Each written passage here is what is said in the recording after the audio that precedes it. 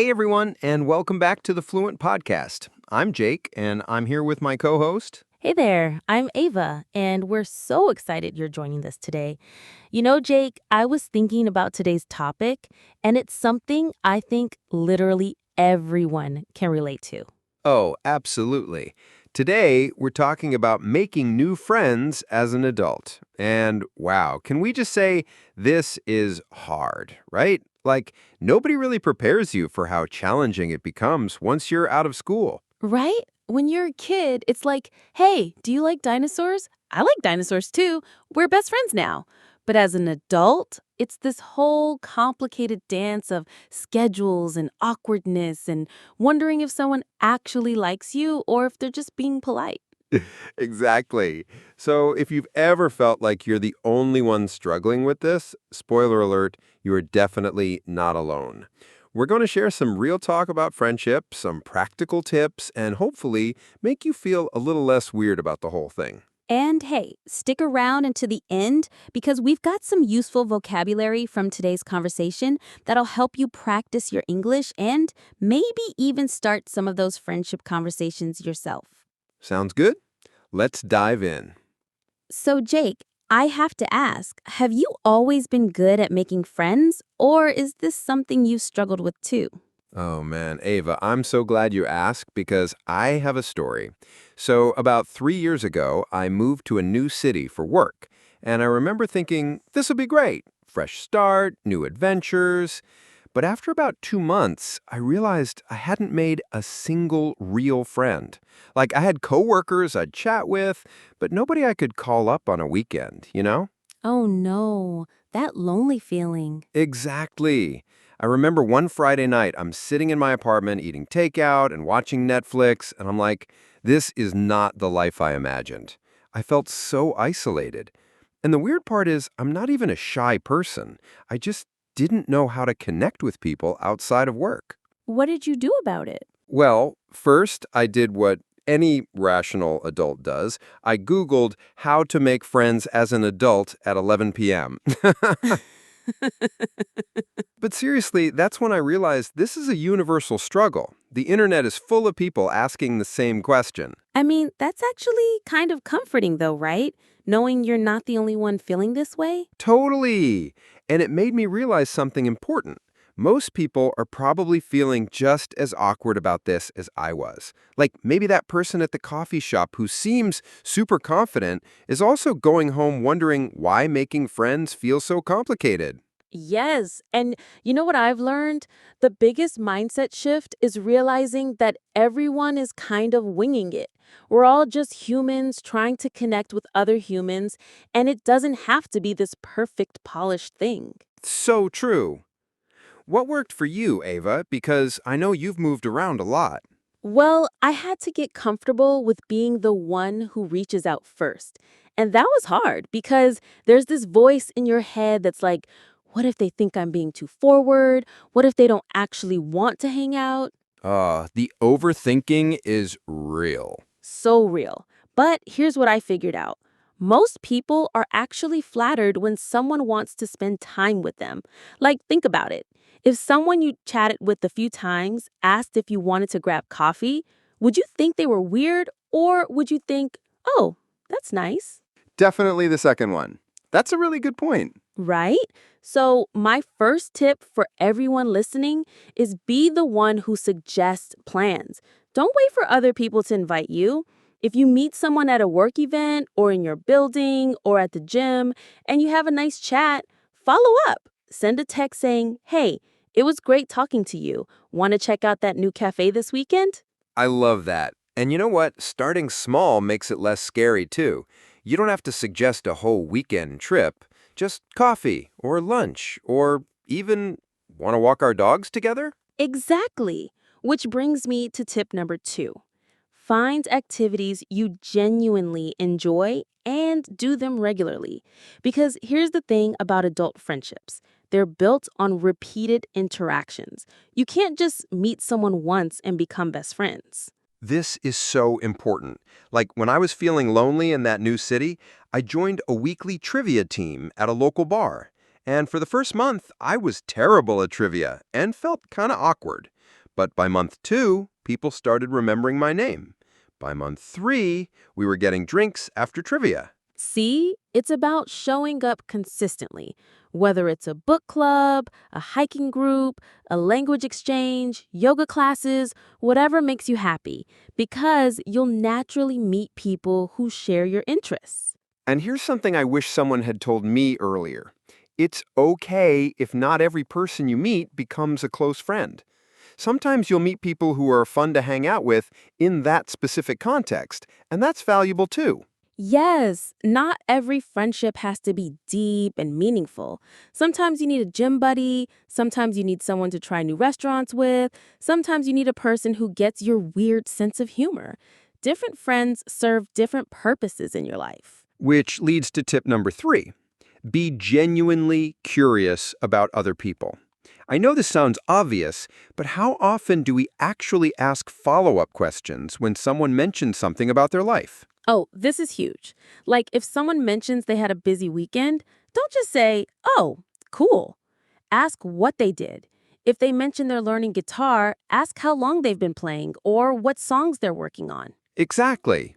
People want to feel seen and heard, and when you show genuine interest in someone's life, they're much more likely to want to spend time with you. And here's a practical tip that goes with this. Remember details.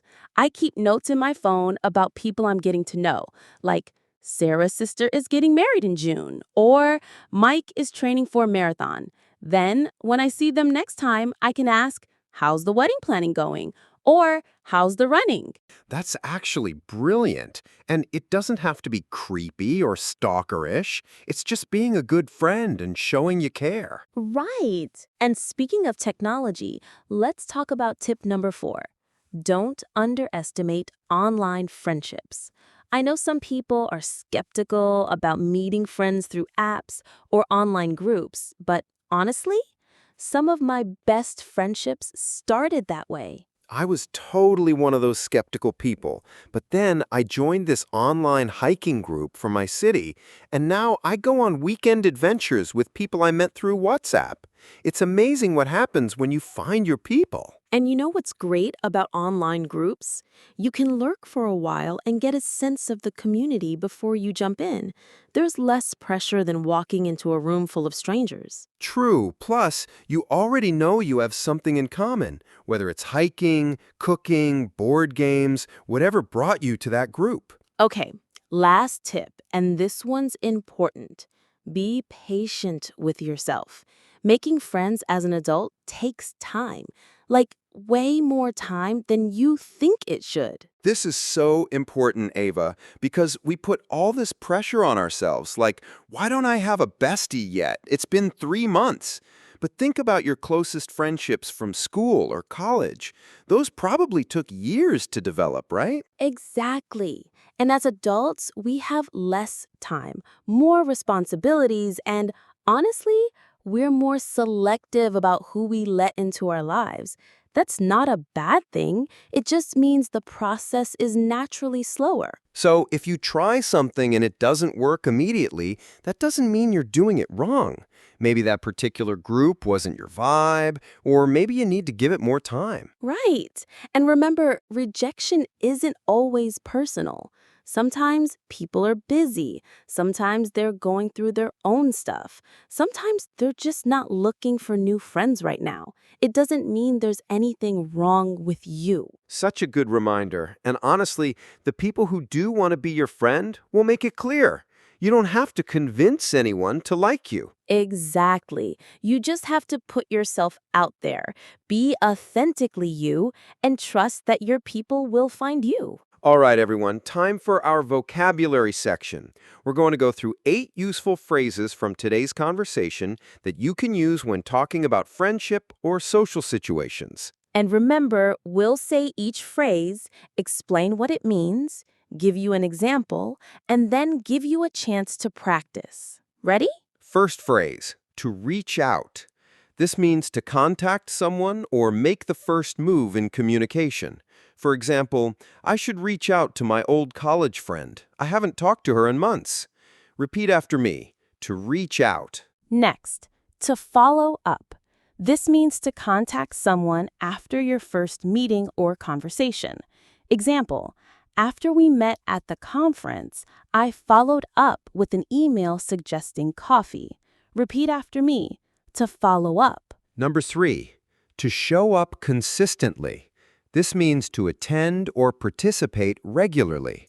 If you want to make friends at yoga class, you need to show up consistently. Repeat after me. To show up consistently. Fourth phrase, to put yourself out there. This means to take social risks and be open to new experiences. I know it's scary, but you have to put yourself out there if you want to meet people. Repeat after me, to put yourself out there. Number 5, to have something in common. This means to share similar interests or experiences with someone.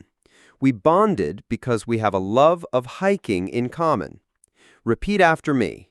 To have something in common. Sixth, to be genuinely curious.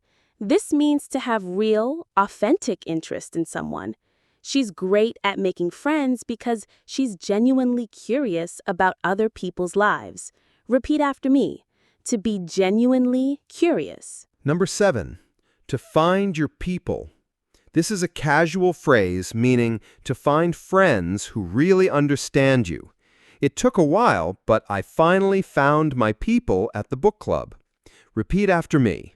To find your people. And finally, to wing it. This means to improvise or do something without a detailed plan.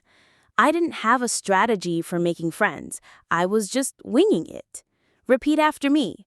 To wing it. Okay, friends, let's wrap this up. Remember the key points. Be the one who reaches out. Find activities you love. Show genuine curiosity about others. Don't underestimate online friendships. And most importantly, be patient with yourself. Making friends as an adult isn't easy, but you're definitely not alone in feeling like it's challenging.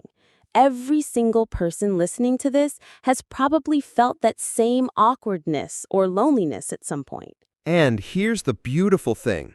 Friendship doesn't require perfection. You don't need to be the most interesting person in the room.